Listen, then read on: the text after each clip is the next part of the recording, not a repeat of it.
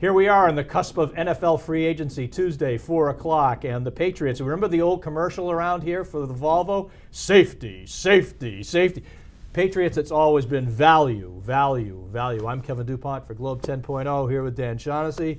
Do they abandon value, value? And given where they are with old man Kraft and old man quarterback Brady, do they just sort of, damn the torpedoes here? Absolutely. Easy for us to spend. Say. They understand. Spend to the max on the cap. Get yourself in cap jail. Throw it all against the wall. The window's closing. Maybe everybody's happy winning the AFC East, which is like getting your name in the phone book. It just happens automatically unless you make a conscious effort to not do that. Yeah.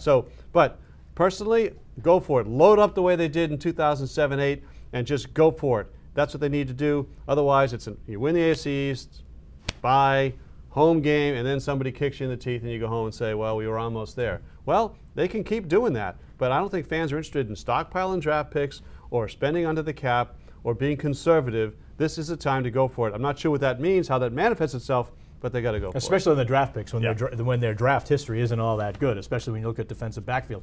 But we have to take a half step back in this model then and ask ourselves, what do they do with Wilfork? What do they do with Talib? What do they do with Amendola / Edelman?